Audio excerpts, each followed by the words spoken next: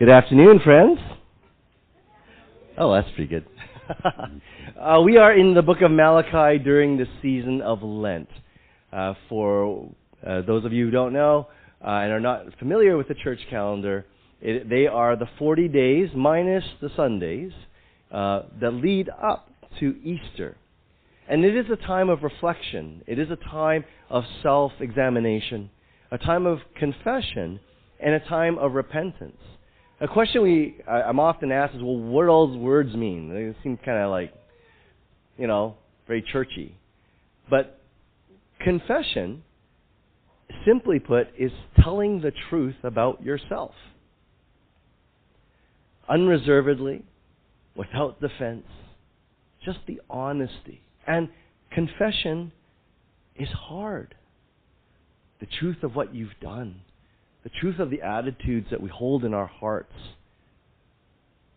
But sometimes we avoid looking at what really is in our hearts, our motivations, which is why we have certain seasons like Lent, or maybe Advent, or even other times in your life where you say, I might want to take some time and reevaluate my life. And that leads us to truly being honest.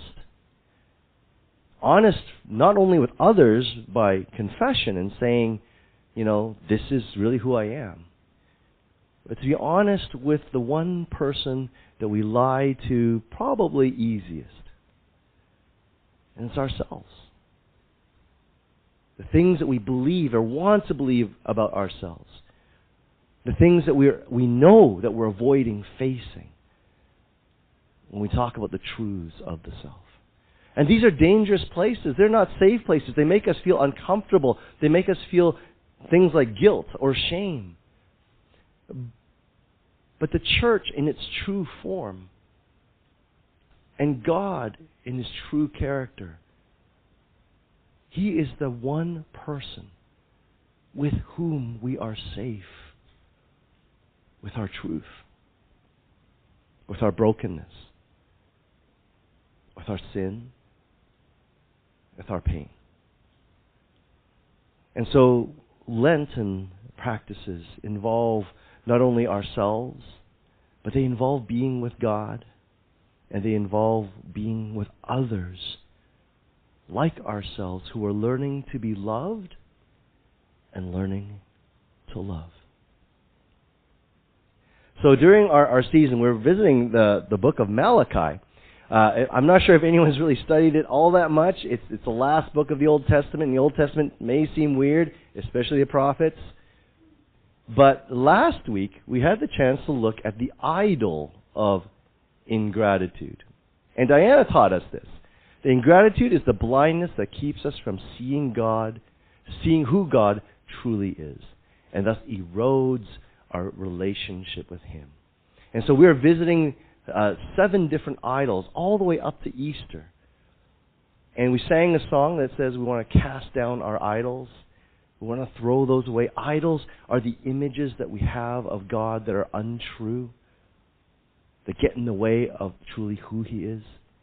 So today, we're going on to the next sort of item that happens in the book of Malachi, because there are 7 of them, and each of them is kind of a conversation between God and Israel. And the first one is about God saying that He has loved them, but they say, well, how have you loved us? And then today we're going to be looking at the idol of contempt. Contempt is the attitude that keeps us from honoring God for who He is, and thus erodes also our relationship with Him. So one is a blindness, but this is an attitude about honoring God. One refuses His love, or says, you're not really a loving God, are you? We don't trust you. But in this aspect, we're looking at the aspect of honoring. Well, what does that mean? This is the actual dispute. This is the second dispute, and that is, you have shown contempt for my name. But you ask, how have we shown contempt? And so from the context of Malachi, the passage will go on to say how the priests of God's temple in Israel during that era are allowing people to bring whatever they want to the altar as a sacrifice. Now, there's a whole thing about the sacrificial system we don't have time to get into. But the sacrificial system is the way in which people maintain relationship with God. It seems bizarre to us as modern people because this is not our system. But we might want to think about how do we maintain relationships with other people? Good relationships. Right? Now, some of us may text or message or go on Snapchat and stuff like this, and we get little messages going back and forth. But I realize when something serious happens, people send emails. I had to learn this because I was sending emails to everyone and going, "Why are you so serious?" I'm actually that's all I know. I'm so old. But imagine if you received not an email, but an actual letter. Whoa, yeah, like what? People use, Canada Post or whatever. So what do we send by mail? There's only a few things we get by mail. Yes, okay, bills. But those are going online now, right? You can get those on your app and pay them off and whatever. But you know what I've also used to get? It got switched to email because, but I still get these, and they're physical pieces of paper. They are wedding invitations. Have you gotten those? Or your family has gotten those? People still send these. What is it? 2024. Yes, we can get them by email, less trees, etc., and all that, which is great. But why would someone send something by mail that isn't a bill, right? That isn't this sort of like an official government document type stuff, or a flyer that's trying to sell you something, but a personal, invitation, a personal piece of mail. So what does it mean when someone maintains a relationship? How we communicate with certain people indicate our relational sort of understanding. With our friends, like very casually, sure, we can message and stuff like this. If it's email, okay, it's a little more serious, maybe it's official. But when someone sends you a letter, there's something about it.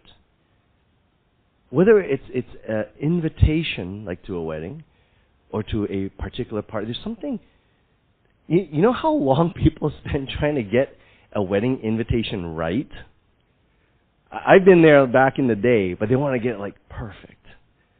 It has to be printed perfectly. It has to be. Sometimes they want it to be embossed. They want certain designs on it, whether electronic or physical. There's a lot of work that goes into it. Why? Because it matters. They want to make a good impression. But even more serious, there is one type of thing that comes through the mail that kind of gets to level up. And that is personal, handwritten letters. I know, everyone's like, what? Does anyone do that anymore?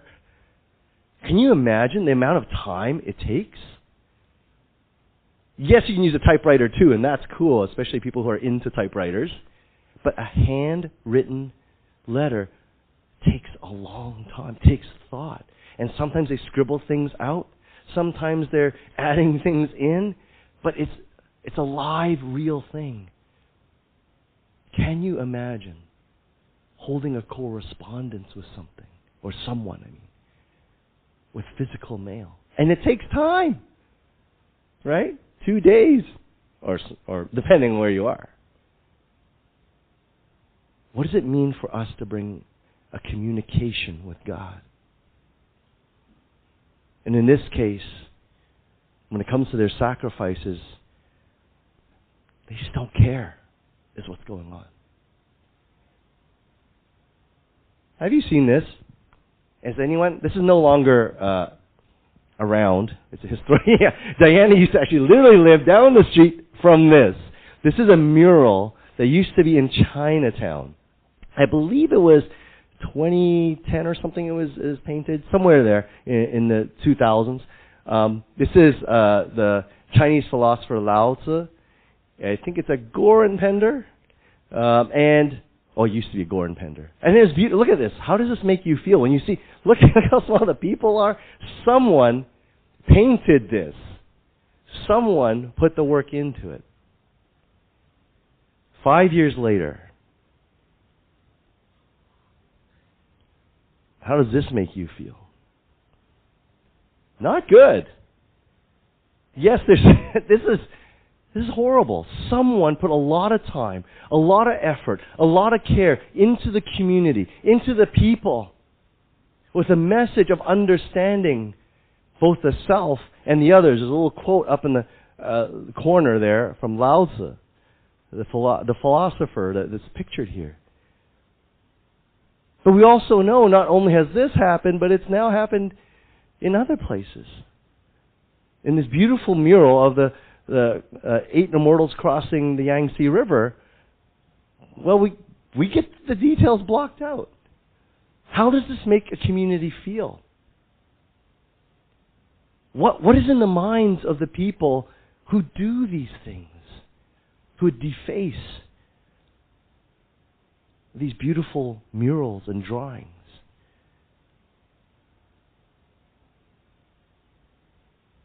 This is what it means to show contempt. The word that occurs again and again in this passage that has been translated contempt or contemptible is bazah. It's the Hebrew word. And it can be translated in its semantic range by a few of these words that we have in English. So it's not just held to contempt. All these ideas, all these synonyms that can be used are within the range of what this word truly means in the original language. It's like you've given something beautiful to someone, and they've taken it and thrown it on the ground and just rubbed it in the mud. That is contempt.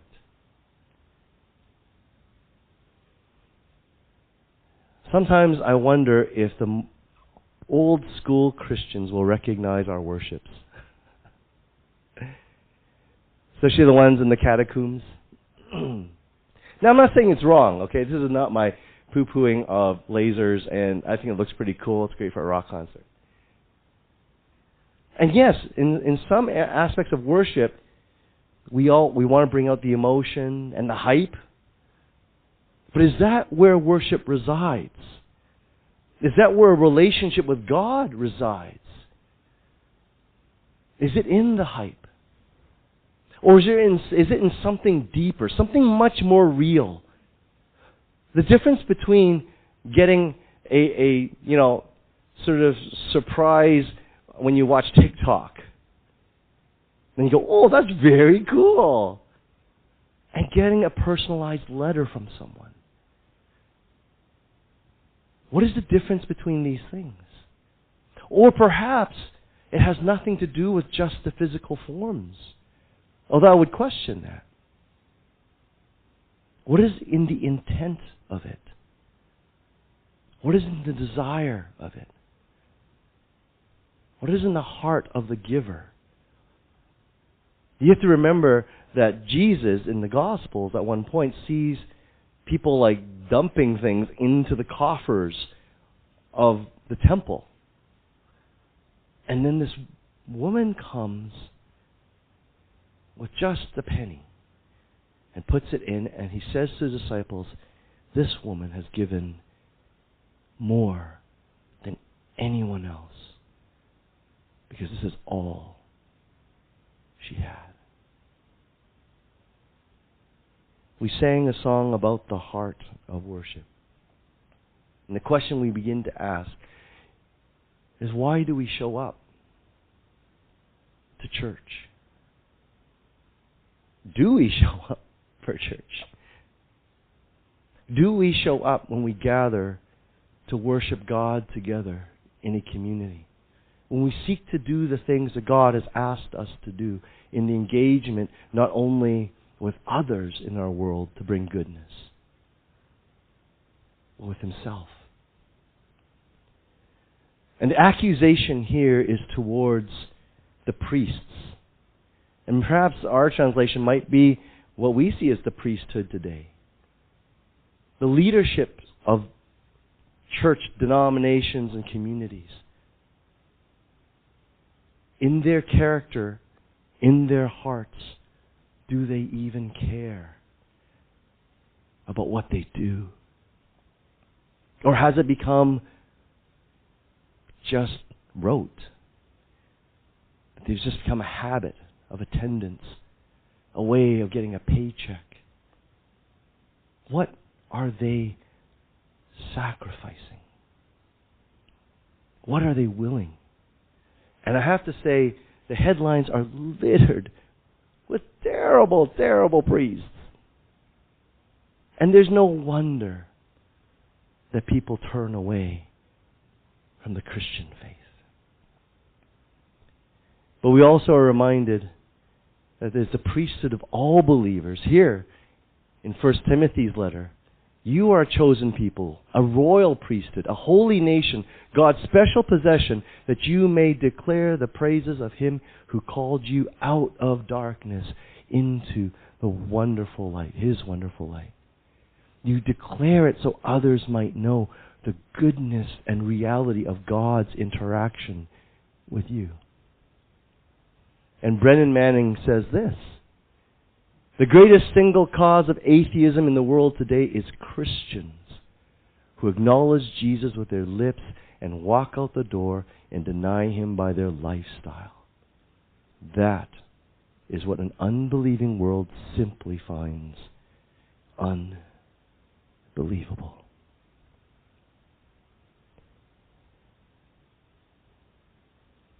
Someone decided to say, not all graffiti artists hate Chinatown. Began to change the narrative and understanding. And they began to put up these beautiful pieces of art and messages in that neighborhood. With the invitation, of course, of these shop owners and people who own these walls. In a colorful way of saying, no, we stand in respect of Chinatown, of this neighborhood, of this people. How about us in the church? Like these people, are we reclaiming the name of Christ in the eyes of our world, or even for ourselves, putting Christ back into the place of worship, honor, and respect that He deserves? Or have we become jaded in our faith, just used to it? This is actually a church in Gaza where they had sheltered hundreds of people, both Christian and Muslim, in the Gaza Strip. And unfortunately, last year, this church was bombed and partially collapsed, killing 18 or so of the believers who were sheltering there. But hundreds of other people, had been hiding there in Gaza City. I sometimes wonder about what our witness is in our world. And not just F3C, like our church. When people think about our communities, when they encounter you, and you say you're a Christian, when they encounter us, do they say, wow, there's something about what you're saying if you say it? There's something that you're doing if you do it that reveals the goodness of God. And instead of showing a sense of contempt, they begin to cultivate the opposite, a sense of wonder. Our apathy about that can further contempt. But our kindness that reflects the kindness of God can bring forth that wonder, not only in others, in a witnessing way. But have we, as we visited last week, in considering the idol of ingratitude, have we come to see God once again with a real heart of appreciation and worship and saying, you, the maker of the universe, see me. You love me. And you invite me to be in relationship with you.